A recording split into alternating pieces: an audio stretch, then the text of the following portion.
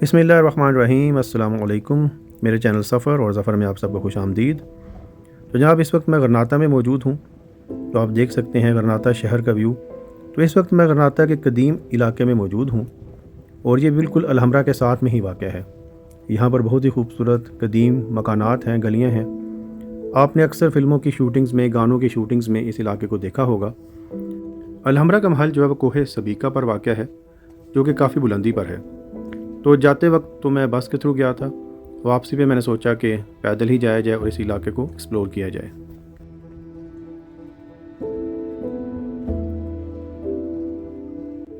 सफ़र उंदलस के सिलसिले की ये मेरी आखिरी वीडियो है। तो अगर आपने मेरे उंदलस के सफ़र के बारे में पिछली वीडियोस नहीं देखी तो मैंने सफ़र अल उंदलस के नाम से अपने चैनल पर एक प्लेलिस्ट बनाया हुआ है। तो वहाँ पर वो तमाम वीडियोस आपको मिल जाएंगी, तो उनको ज़रूर देखिएगा। बहुत ही दिलचस्प और मालूमाती वीडियोस हैं। मैं कोशिश करूँगा कि मुख्तसरन आपको बताऊँ कि मुसलमानों के जो आखिरी यहाँ पर उंदलस में अयाम थे वो कैसे गुज़रे, और उसके अलावा वो क्या वजूहात थीं जिसकी वजह से मुसलमानों के 800 साल दौरे हुकूमत का यहाँ पर ख़ात्मा हुआ। इसके अलावा जो यहाँ के आखिरी अमीर थे अबू अब्दुल्ला, वो कौन थे, उनके हालात ज़िंदगी के बारे में थोड़ा सा बताऊँगा। उनकी माँ आयशा ने ऐसी क्या बात कही जिसकी गूंज आज तक सुनाई देती है, और ये सस्पीरो दी मोरो ये क्या जगह है और इसके पीछे क्या कहानी है। तो इन तमाम चीज़ों को जानने के लिए वीडियो को आखिर तक देखिएगा। तो जिन व्यूअर्स ने मेरा चैनल अभी तक सब्सक्राइब नहीं किया तो प्लीज़ चैनल को सब्सक्राइब कर दें और बेल आइकन का बटन भी दबा दें ताकि आपको नए नए वीडियोज़ के नोटिफिकेशन मिलती रहें।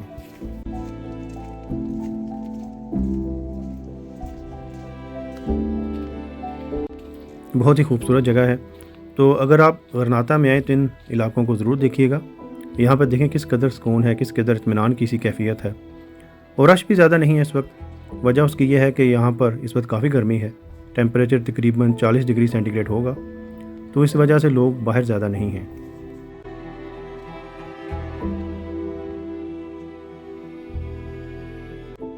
तो अब ज़रा उन वजूहात की जानिब आते हैं इसकी वजह से मुसलमानों के यहाँ पर जो 800 साल हुकूमत थी वो ज़वाल पज़ीर हुई।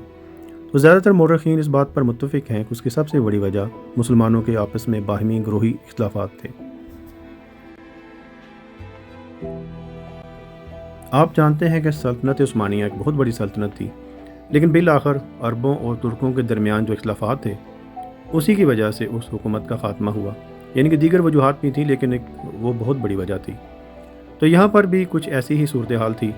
यहाँ पर अरब थे, इसके अलावा शुमाली अफ्रीका के बर्बर कबाइल थे, यहाँ पर मकामी लोग जो मुसलमान हुए थे वो भी थे। तो इन तमाम के दरमियान इख्तिलाफ़ात थे। ख़ास तौर पर जब पहली मुसलमानों की हुकूमत बनु उमय्या की खिलाफत का ख़ात्मा हुआ तो उसके बाद खाना जंगी का एक तवील दौर शुरू हो गया।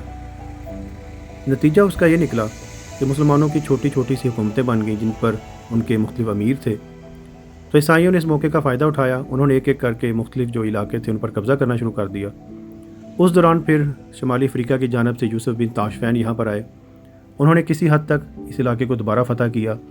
मुसलमानों की हुकूमत यहाँ पर दोबारा कायम होगी, लेकिन फिर उनका इंतकाल होने के बाद वही जो खाना जंगी की सी कैफियत है वो दोबारा शुरू हो गई।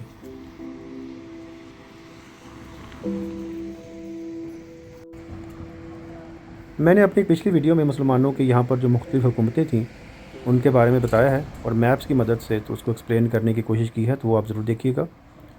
तो आखिरकार मुसलमानों की हुकूमत यहाँ पर गरनाता तक महदूद होकर रह गई। अमारात गरनाता मुसलमानों की आखिरी हुकूमत थी और आखिरी अय्याम में वो बिल्कुल गरनाता के जो शहर है और इसके इर्द गिर्द थोड़े से इलाके हैं वहाँ तक ही महदूद थी।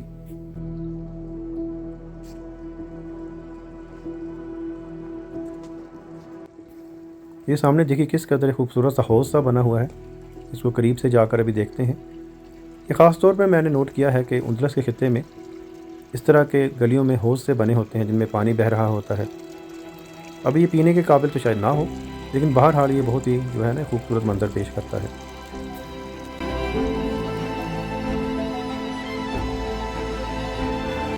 अलहम्रा के आखिरी अमीर अबू अब्दुल्ला के अमीर बनने की कहानी भी बहुत दिलचस्प है। उनके वालिद अबुल हसन ने एक ईसाई कनीज़ से शादी कर ली जो कि एक जंग के दौरान उनके हाथ लगी थी।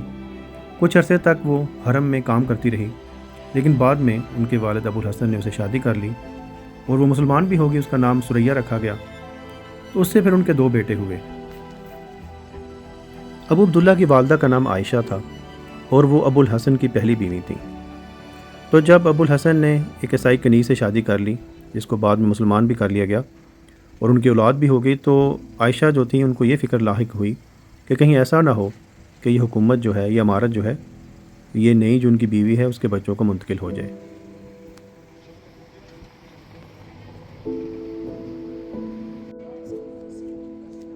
چنانچہ محلاتی سازشوں کا ایک سلسلہ شروع ہو گیا۔ ایک خانہ جنگی کی سی کیفیت پیدا ہو گئی۔ عائشہ بیگم جو تھیں وہ ایک تجربہ کار خاتون تھیں، بہادر خاتون تھیں۔ ان کا تعلق شاہی خاندان سے تھا، اور کہتے ہیں کہ وہ سید زادی بھی تھیں، چنانچہ ان کی سپورٹ زیادہ تھی۔ اور پھر ابو الحسن جو ہیں انہوں نے ایک عیسائی عورت سے شادی کی تھی، جس کی وجہ سے ان کی اخلاقی حیثیت بھی تھوڑی سی کمزور ہو گئی۔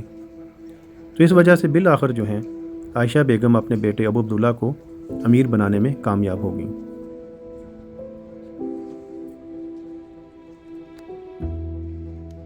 تو اس طرح بالآخر ابو الحسن نے اپنے بیٹے ابو عبداللہ کو امارت سونپ دی، اور ابو عبداللہ جو ہیں ان کو اپنی ایک ابھی ساکھ بنانے کا وہ بھی مسئلہ درپیش تھا۔ چنانچہ انہوں نے عیسائیوں کے ساتھ ایک جنگ شروع کر دی، لیکن ان کی بدقسمتی دیکھیے کہ اس جنگ میں ان کو شکست ہوئی، بلکہ ان کو قید کر لیا گیا۔ چنانچہ 1483 میں وہ عیسائی بادشاہ فردینند کی قید میں چلے گئے۔ ابو عبداللہ کے قید ہو جانے کے بعد ان کے والد ابو الحسن دوبارہ امیر بن گئے، لیکن پھر 1485 میں ان کا انتقال ہو گیا۔ 4 سال عیسائی بادشاہ فردینند کی قید میں رہنے کے بعد بالآخر ایک معاہدے کے تحت ابو عبداللہ کو چھوڑ دیا گیا، اور 1487 میں وہ دوبارہ امیر بن گئے۔ لیکن وہ ایک کمزور امیر تھے، ان کی حکومت صرف غرناطہ تک محدود تھی، اور بالآخر دسمبر 1491 میں عیسائی بادشاہ فردینند ایک بڑے لشکر کے ساتھ غرناطہ پر حملہ آور ہو گیا۔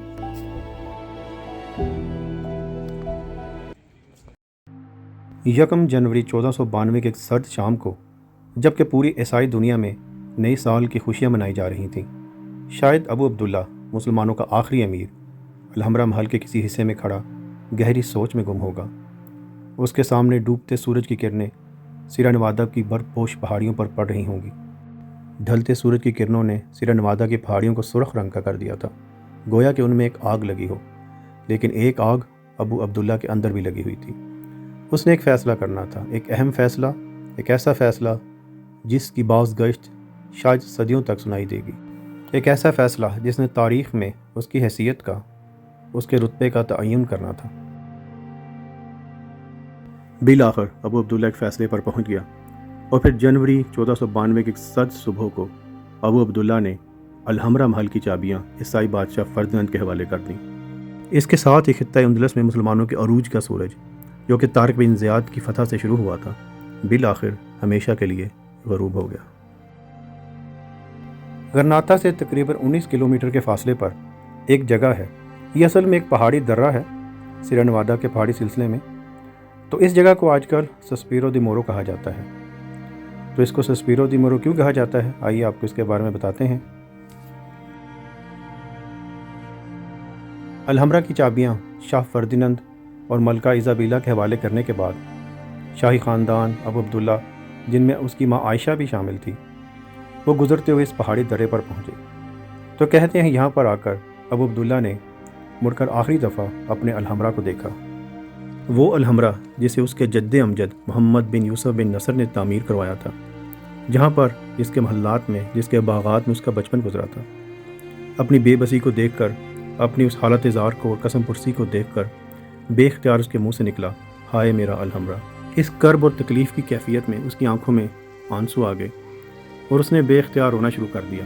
اس کی ماں عائشہ جو اس کے ساتھ ہی کھڑی تھی، اس نے اس وقت وہ تاریخی جملہ کہا جس کی گونج اب بھی سنائی دیتی ہے، اور اب یہ اسپینش زبان میں ایک ضرب المثل بن چکا ہے۔ چنانچہ اس کی ماں نے کہا، رو لو رو لو، اس چیز کے کھونے پر عورتوں کی طرح رو لو جس کی تم مردوں کی طرح حفاظت نہیں کر سکے۔ ابو عبداللہ کی اسی آہ کی وجہ سے اس جگہ کا نام ابھی سسپیرو دی مورو ہے۔ مورو اصل میں اسپینش زبان میں مورش مسلمان جو ہیں ان کو کہا جاتا ہے، تو اسی نسبت سے اس کا مطلب ہوا مورش کی آہ۔ تو اس جگہ پر میں نہیں جا سکا، وجہ اس کی یہ تھی کہ وقت کی کمی تھی، لیکن یہاں پر ابھی ایک مونومنٹ سا بنا ہوا ہے جو آپ اس تصویر میں دیکھ سکتے ہیں۔ 8ویں صدی کے اوائل میں مسلمانوں کے عظیم جرنیل طارق بن زیاد نے بحر روم کو عبور کیا اور جبل الطارق، جسے اب جبرالٹر کہا جاتا ہے، وہاں سے اپنی فتوحات کا آغاز کیا۔ کہتے ہیں کہ انہوں نے حکم دیا تھا کہ وہ کشتیاں جن پر بیٹھ کر وہ آئے ہیں ان کو جلا دیا جائے تاکہ واپسی کا کوئی راستہ نہ رہے۔ آپ قسمت کی ستم ظریفی دیکھیے کہ اس واقعے کے 800 سال بعد خطہ اندلس میں مسلمانوں کے لیے عرصہ حیات اس قدر تنگ کر دیا گیا کہ بالآخر اسی بحیرہ روم کو عبور کر کے انہیں واپس افریقہ کے ممالک میں جانا پڑا۔ کہتے ہیں کہ اپنے عروج کے زمانے میں تقریباً یہاں پر 80% مسلمان آباد تھے، لیکن بعد میں چند سو سال بعد یہاں پر مسلمان ڈھونڈنے پر بھی نہیں ملتے تھے۔ آج کل یہاں پر تقریباً 8 سے 10% تک مسلمان آباد ہیں۔ اس کے ساتھ ہی میرے سفر اندلس کا اختتام ہوتا ہے۔ یہ آپ سامنے مسجد قرطبہ کے مناظر دیکھ سکتے ہیں، جو کسی زمانے میں ایک مسجد ہوا کرتی تھی اور اب یہاں پر ایک چرچ ہے۔ تو امید ہے میری یہ ویڈیوز آپ کو پسند آئی ہوں گی۔ جن ویورز نے میرا چینل اب تک سبسکرائب نہیں کیا تو پلیز چینل کو سبسکرائب کر دیں اور بیل آئیکن کا بٹن بھی دبا دیں تاکہ آپ کو نئے ویڈیوز کے نوٹیفیکیشن ملتی رہیں۔ تو انشاءاللہ آگے آپ سے کسی نئی ویڈیو میں پھر ملاقات ہوگی۔ تب تک کے لیے خدا حافظ۔ السلام علیکم۔